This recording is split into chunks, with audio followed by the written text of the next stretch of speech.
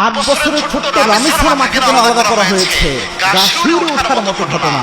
যারা এই ঘটনা শুনেছে চোখে পানি ধরে রাখতে পারে নাই। ছোট্ট একটা বাচ্চা, বাংলাদেশের মিরপুরের ঘটনা এটা। এই 2-1 দিন হলো ছোট্ট একটা বাচ্চা স্কুলে যাওয়ার কথা, তার মা বাচ্চাকে খুঁজতেছে যে আমার বাচ্চাটা গেল কোথায়। খুঁজতে দেখে বাচ্চাকে কোথাও পাওয়া যায় না, পুরো বিল্ডিং খুঁজে শেষ, পাওয়া যাচ্ছে না। অবশেষে দেখলো পাশের ফ্ল্যাটের সামনে ছোট্ট বাচ্চার একটা জুতা দেখা যায়, একটা জুতা পরে আছে। মা চিন্তা করলো হয়তো এই বাসার মধ্যে ঢুকতে পারে আমার ছোট্ট মেয়েটা। মা দরজায় নক করছে, কিন্তু ওই দরজা খোলা হচ্ছে না। যতবার নক করছে কোনোভাবে ওই দরজা খোলা হয় না।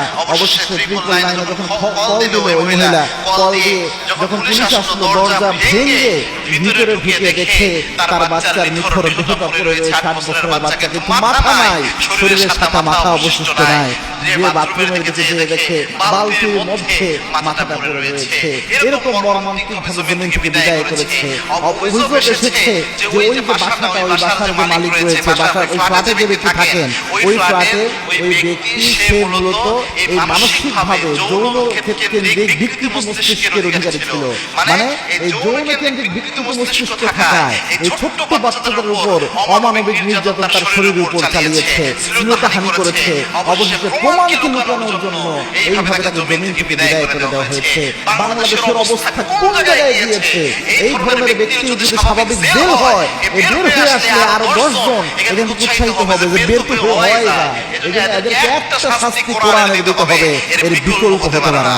আল্লাহর কোরআন 1450 বছর আগে যেই ঘুণধরা সমাজে ধর্ষণ হতো, যেই ঘুণধরা সমাজে রাহাজানি হতো, নারীদের শ্লীলতাহানি হতো, ওই সমাজে আল্লাহর কোরআন যখন এই যে বিবাহিত কোনো পুরুষ যখন কোনো মেয়ের উপর ধর্ষণ করে বা জানা ব্যভিচার করে, তাকে যে শাস্তির বিধান দিয়েছে, ওই ব্যক্তিকে রজম করার বিধান দিয়েছে, প্রকাশ্য দিবালোকে জমিন থেকে বিদায় করে দেওয়া, পাথরে মেরে।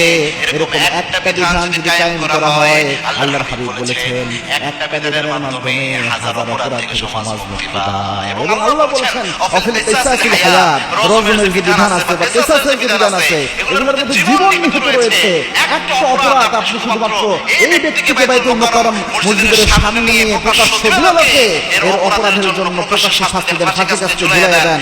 বাংলাদেশের সব মেইনস্ট্রিমের মিডিয়া এটা প্রচার করেন। ভবিষ্যতে কেউ এই ধরনের অপরাধ করার আগে 1000বার চিন্তা করবে যে আমারও এরকম অপরাধের শাস্তি হবে। এই জন্য কোরআনের বিধান ছাড়া কোনো বিকল্প নাই। এবং আল্লাহ রাব্বুল আলামিন এর জন্য বলেছেন আলা লাহু খালকুল আমর, সৃষ্টি যার আইন চলবে।